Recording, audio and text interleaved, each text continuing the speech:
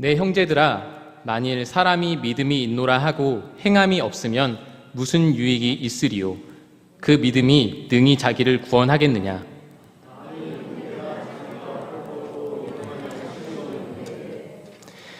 너희 중에 누구든지 그에게 이르되 평안히 가라, 덥게 하라, 배부르게 하라 하며 그 몸에 쓸 것을 주지 아니하면 무슨 유익이 있으리요? 이와 같이 행함이 없는 믿음은 그 자체가 죽은 것이라. 아멘. 행함 있는 믿음이라는 제목을 가지고 하나님의 말씀을 나누겠습니다. 우리는 어린 시절부터 행함을 강요받고 반대로 부모가 되어서는 자녀들에게 행함을 강요하기도 합니다. 행함에 있어서 이유를 찾기보다는요, 부모님이 시킨 그대로를 따르기도 하죠. 그만큼 부모님의 영향을 우리는 많이 받습니다. 행함이 축적되다 보면 이것을 바꾸기가 굉장히 힘들어집니다. 습관이 형식처럼 굳어지게 되는 거죠. 오죽했으면 속담에 3살 버릇 80까지 간다라는 말이 있을까요? 이 행함의 이유를 잘 모를지라도 행함에 명확한 근거가 하나 있습니다. 그것이 무엇일까요? 바로 사랑입니다. 부모의 사랑을 받고 자란 아이들은 행함을 할 때 부모님의 뜻을 믿습니다. 이것은 얼마나 부모와 자녀 사이에 신뢰관계가 있는 것인지를 이야기하고 있는 것이기도 하죠. 우리는 금요 기도회 때 다음 세대인 자녀들이 하나님의 멋진 리더로 자라나기를 기도합니다. 하지만 이 리더로 자라나기 위해서 필요한 건 기도뿐만이 아니죠. 리더로 자라나기 위해서 그 리더는 주변의 영향을 받게 되어 있습니다. 가장 그 주변에서 핵심적인 것은 바로 가정입니다. 부모로 살아가면서 자녀를 사랑하고 양육하고 있는지를 생각해 보아야 합니다. 만약에 부모가 폭력적이라면 자녀도 폭력적일 확률이 높고, 애정이 많고 그런 표현들이 많다면 자녀도 그것을 흉내내고 사랑스러워질 가능성이 높겠죠. 여기서 우리는 사랑하는 연인관계 또한 생각해 볼 수가 있습니다. 사랑한다고 말하면서 아무런 행동을 취하지 않는다면 그 연인관계는 아웃입니다. 또한 사랑하는 사람은 서로 닮아간다는 어떤 연구 결과도 있습니다. 여기서 닮아간다는 건 단순히 얼굴을 닮는다기보다는 표정을 말합니다. 많이 웃는 사람과 함께 하면 많이 웃게 되고, 인상을 찌푸리는 사람과 같이 있게 되면은 험악한 인상이 될 가능성이 높죠. 결론적으로 행함이라는 것은 주님을 닮음으로 나오는 결과물을 뜻하는 것입니다. 주님과의 관계가 친밀할수록 우리는 주님을 닮아가게 되겠죠. 그러나 인간은 이기적이고 연약해서 매번 관계가 좋을 수만은 없습니다. 연인도 그렇지만 부부는 더 힘든 것 같아요. 사랑의 감정을 이끄는 호르몬인 도파민이 유통기간이 일반적으로 2년이라고 합니다. 이후부터는 사랑의 감정이라기보다는 의지와 안정감을 추동하는 호르몬인 옥시토신이 분비된다고 하죠. 그만큼 우린 행함을 할 때 사랑하는 마음도 물론이지만 의지도 필요하다는 것을 알려줍니다. 사랑한다는 말을 해본 적이 없는 사람이 사랑한다라고 말하는 거 참 쉽지 않죠. 자신의 행함을 변화시키고 연속성을 유지한다는 것은 쉬운 일이 아닙니다. 우리는 오늘 야고보서 말씀을 통해서 행함 있는 믿음이 무엇인지를 함께 생각해보는 시간이 되기를 원합니다. 일단 이 야고보서가 어떠한 이유에서 쓰여졌는지를 우리가 파악할 필요가 있습니다. 야고보서는 고린도 교회, 갈라디아 교회와 같은 특정한 지역을 대상으로 기록되지 않았습니다. 야고보서는 이제 공동 서신으로 분류가 되는 책인데요. 먼저 저자인 야고보가 누구인지 우리는 정확하게 알 수는 없습니다. 왜냐하면 야고보라는 이름은 당시에 굉장히 흔한 이름이었고 서신에는 자신이 누구인지를 이야기하지 않고 있기 때문입니다. 다만 우리는 1세기에 가장 유명했던 야고보, 즉 예수님의 동생 야고보로 보는 것이 가장 확률이 높겠죠. 그는 예루살렘 교회의 핵심 지도자로 30년 동안 세계 전역을 다니면서 하나님의 일을 기도하고 가르쳤습니다. 이 서신이 흩어져 있는 12지파에게 보낸다라는 서두로 모든 그리스도인이 이 행함이라는 믿음의 도전을 이겨내기를 야고보는 원했습니다. 그런데 누군가는 믿음보다 행함이 강조되는 것처럼 보이는 이 야고보서를 못마땅하게 생각하는 사람들도 있었어요. 이신칭의를 강조했던 종교개혁자인 마틴 루터는 개혁 이후 초기에는 이 서신을 이 정경에서 배제하고 싶어 했고 심지어 지푸라기 서신으로 이야기하기도 했습니다. 후기에는 철회를 하긴 했지만요. 이는 우리의 신앙이 아무리 위대한 사람이라도 치우치기 쉽다라는 것을 의미하기도 합니다. 우리는 이 행함을 통해 야고보가 추구하고자 했던 어떤 신앙의 균형 감각이 무엇인지를 알 수가 있죠. 믿음에서 멈춘다면 우리는 구원파적인 신앙이 될 수 있고 행함만을 추구한다면 도덕 종교와 다를 바가 없는 그런 종교가 될 것입니다. 먼저 오늘 말씀은 행함이 없는 자에 대한 경고이면서 반대로 행함에 대한 필요성에 대해서 생각해 볼 수 있는 구절이기도 합니다. 그렇다면 행함이 없는 자는 죽은 것이라 선포하는 야고보의 말에서 우리는 무엇을 떠올릴 수 있을까요? 죽은 자, 그것은 무엇입니까? 바로 귀신을 이야기할 수 있습니다. 복음서에서는 귀신 들린 사람에게서 귀신을 쫓아내는 예수님의 모습이 등장을 하죠. 귀신들은 예수님이 하나님의 아들이신 것을 알고 있습니다. 하지만 하나님이 있는 것을 알고 있다고 한들 그들은 하나님의 뜻을 실행하지는 못하죠. 우리는 어떻습니까? 하나님을 말로만 고백하고 간념적으로 알기만 한다면 우리 또한 역시 귀신과 다를 바가 없다는 것을 의미하기도 하죠. 이처럼 죽은 것이 함의하는 건 영적으로 죽었음을 의미하기도 합니다. 어쩌면 우리는 귀신처럼 편리한 것을 추구하고 살아가는 것은 아닌지 모르겠습니다. 이때 주님께서는 귀신보다 못한 존재다라고 이야기하실 것만 같아요. 야고보는 이를 너무나 잘 알고 있었던 사람이었습니다. 무엇보다 이런 구원관에 대해서 염려하고 있었죠. 쉽게 말해 야고보서 전체의 내용을 요약하자면 말씀을 듣기만 하는 것에서 멈추는 것이 아니라 실행하는 사람이 되어야 한다라고 말씀하고 계십니다. 그래서 성경은 누구도 궁휼하게 여기지 않고 자비를 베푸지 않는 삶이라면 그것은 바로 우상숭배다라고 이야기를 합니다. 그 우상숭배에는 바로 나가 존재를 하죠. 이 위험성은 주님을 믿는다고 고백하는 우리들에게도 존재합니다. 우리가 우상으로 여기는 것이 하나님이 아니라 하나님을 믿는 나 자신을 우상화하고 있는 것이 아닌지를 돌아봐야 되겠죠.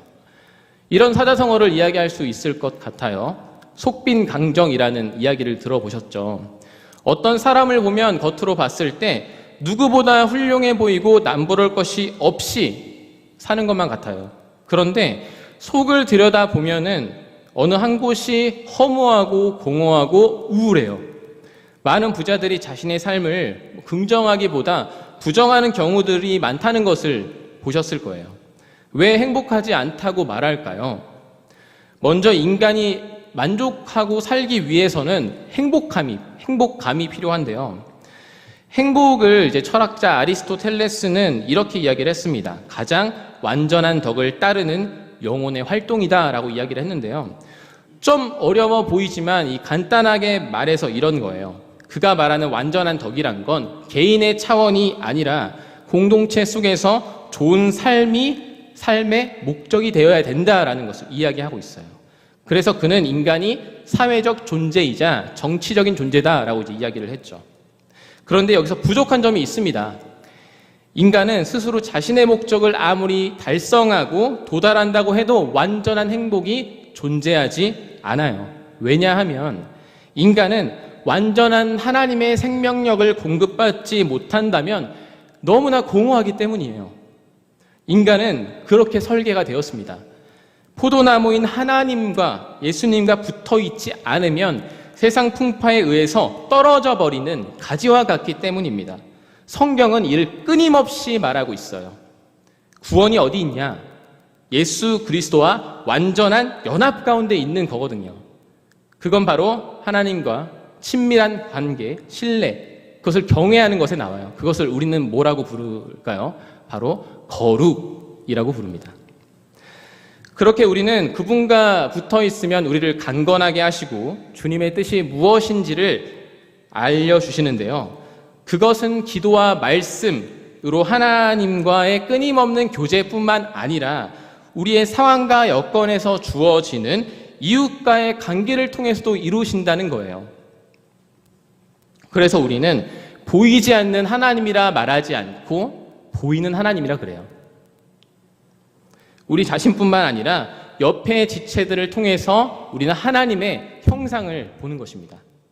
여기서 예수님의 관심이 어디 있었는지를 또 살펴보면요. 야고보 이 말씀에서 우리 삶의 힌트를 얻을 수가 있는데요.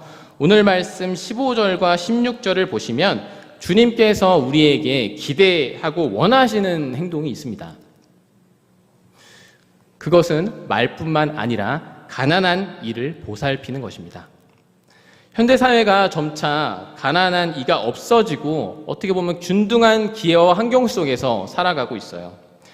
주위에 굶어서 죽는 사람을 이제는 사실 찾아보기가 힘들어졌죠. 복지도 점차 좋아지고 있고요.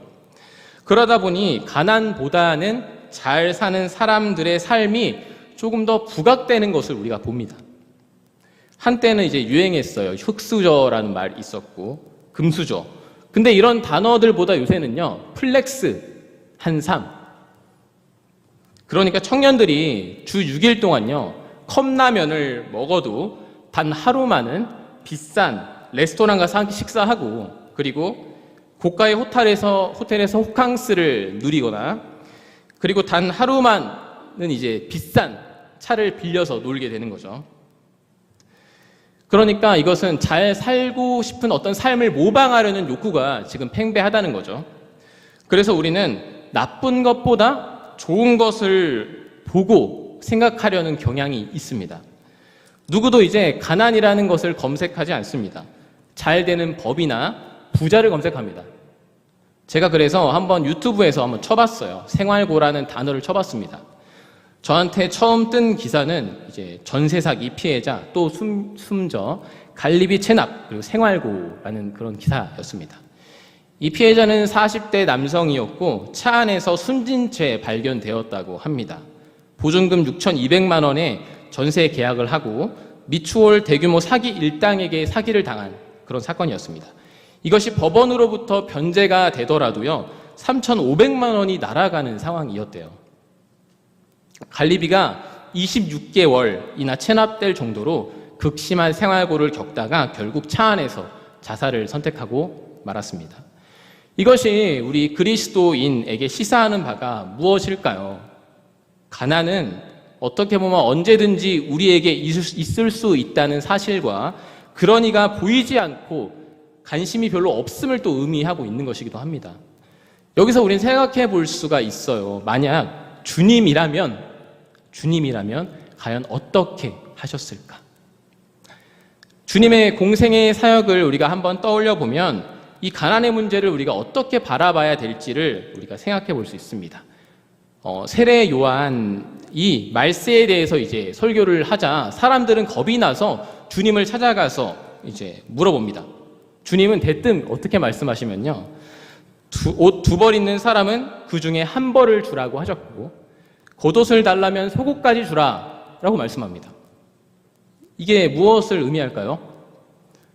솔직히 말해서 말세가 되면 우리가 뭐 할까요? 여러 상상의 나래를 펼칠 수 있겠지만 우리가 가난한 자를 도우러 갈 것 같진 않단 말이에요. 그런데 주님은 종말의 때에 그들을 도우라고 말씀하세요. 자비를 베풀라 라고 말씀하시고 계세요. 예수님은 자신의 그 능력으로 얼마든지 부자가 될 수 있었고 모든 명예와 권력을 취하실 수 있었습니다. 그런데 가난을 자처하시죠. 여기서 가난의 핵심은 나 자신보다 남의 유익을 추구하는 것입니다. 성경은 가난한 자에게 어떻게 하라고 쓰여 있는지를 구약에서도 한번 찾아보면 좋은데요. 레위기 25장에서 35절, 37절은 이렇게 말하고 있는데요. 같이 한번 찾아볼까요? 레위기 25장 35절에서 37절의 말씀입니다. 레위기 25장 35절에서 37절입니다.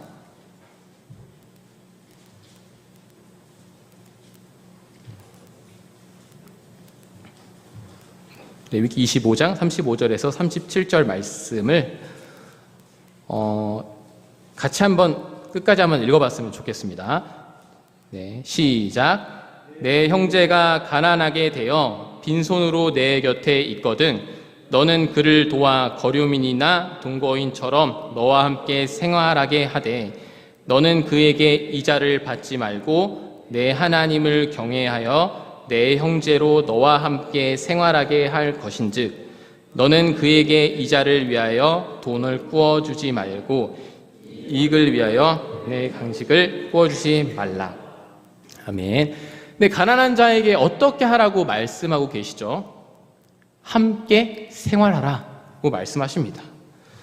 그런데 생각해 보면요, 가족하고도 이렇게 생활하기가 힘든데 친척들이라고 한다면 어떨까요? 쉽지 않습니다. 만약에 여러분들 친척 중에 조금 극단적인 예일지 모르겠지만 주식을 하다가 쫄딱 망해가지고 집도 압류가 되고 먹고 잘 데가 아무 데도 없어요. 그럼 이 사람과 함께 생활하겠다라고 말할 수 있을까요? 네, 그럴 수 있다라고 일단은 하자면, 근데 만약에 이 레위기에 나온 이 형제라는 단어 있잖아요. 이게 관계를 설명하는데 예수님은 광범위하게 이웃을 형제라고도 이야기한단 말이에요.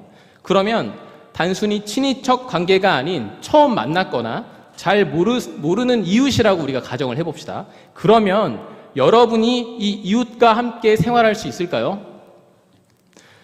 예를 들어서 자기 사연을 구구절절 눈물을 흘리면서 이야기할지라도 이제는 이 사람에 대한 정보가 없으면 그렇게 함께 생활할 수가 없죠. 이 사람이 이단일 수도 있고 그리고 사기를 치러 온 사람이라고 우리는 의심부터 하게 될 거예요. 그러나 주님은 말씀하십니다. 하나님을 경외하여 하나님의 뜻을 받아들여서 너는 너 자신이 손해를 보더라도 그들의 가난을 함께하라고 말씀하고 계세요. 생각해 보면요, 예수님께서 가난을 자처하신 건 우리 모두가 본래는 가난한 상태로 태어나기 때문이에요. 출생할 때요, 인간은 무엇을 갖고 태어나지 않아요. 발가벗고 태어납니다. 주님은 그렇게 인간을 지으셨는데 죄가 들어오고 우리가 노동을 해야 됐고 그 노동은 계급을 만들게 됐고 계급은 결국 인간이 인간답게 살지 못하게 만드는 어떤 세상이 되게 됐어요. 주님도 마찬가지셨죠. 가난에 허덕이는 이들에게 눈높이를 맞추기 위해서 주님께서는 가난을 자처하셨습니다. 또한 우리가 제자들을 보면요, 부유하다고 이야기하는 자가 한 명도 없어요.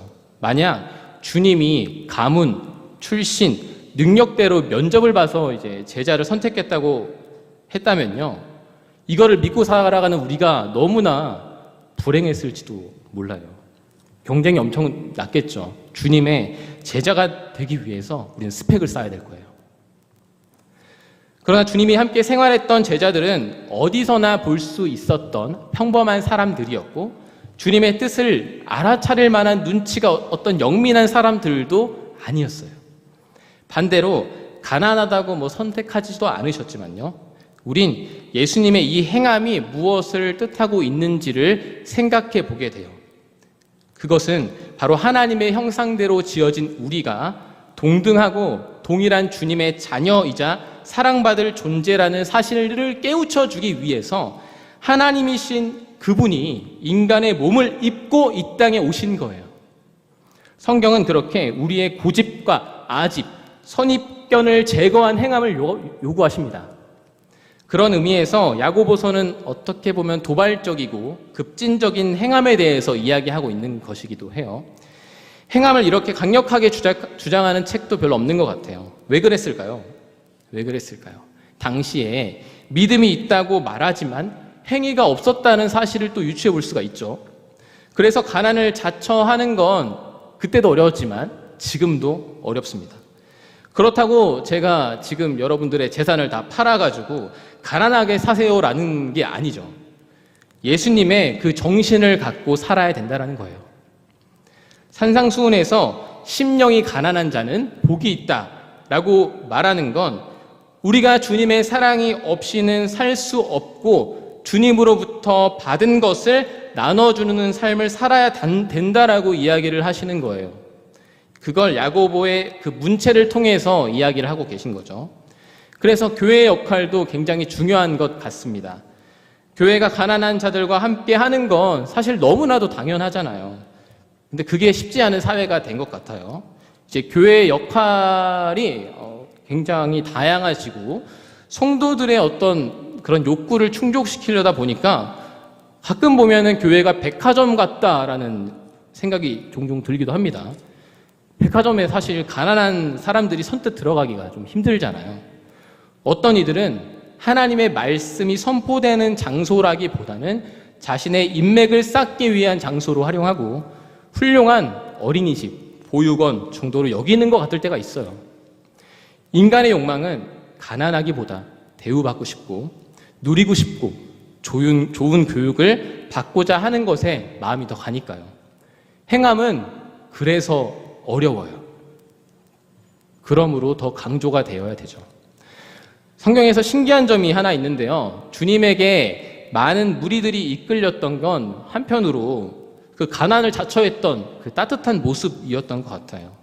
하나님의 아들이셨음에도 불구하고 낮은 자로 살아가는 그 모습.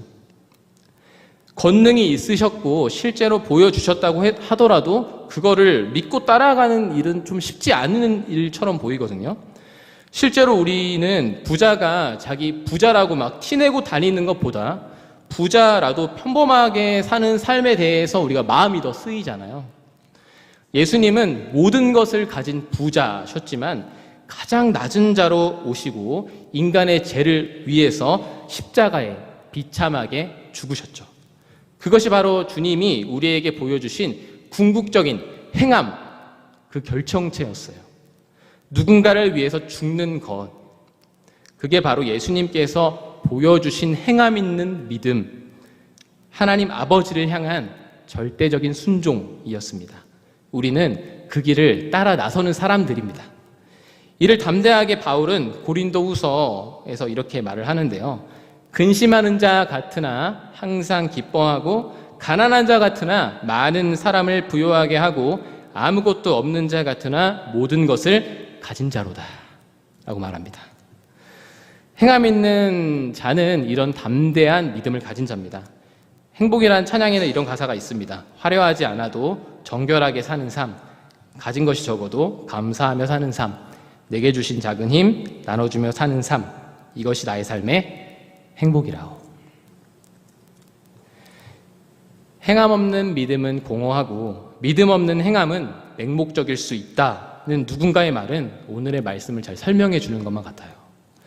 우리는 이 현대의 이 말씀을 어떻게 적용해야 될지가 우리 앞으로의 숙제가 될 거예요. 그러나 우리는 말세가 될 때까지 이 행함을 잊어서는 안 될 것입니다. 그리고 성령께서 우리를 끝까지 이끄실 것입니다. 앞으로 믿음으로 행하고 행함을 통해 믿음의 증거를 보이는 우리 모든 성도님들 되시기를 간절히 축복합니다. 아멘. 기도하겠습니다. 하나님 아버지 감사합니다. 오늘 우리에게 이 행함이라는 것을 알게 해주시고 우리가 믿음은 있지만 그 믿음에 의해서 우리가 행함을 해야 되는데도 불구하고 우리가 그렇게 할지 못할 때가 너무나도 많은 것 같습니다. 주님, 우리가 기도하며 성령의 충만함을 다시 한 번 더 구하며 우리 삶 속에 가난한 자, 마음이 어려운 자, 궁핍한 자를 도울 수 있는 넉넉한 마음과 용기를 허락하여 주시옵소서. 주님께서 우리에게 충만한 은혜로 함께하여 주셔서 언제 어디서든지 그 주님의 향기를 드러낼 수 있도록 주님께서 함께하여 주시옵소서. 예수님의 이름으로 기도합니다. 아멘.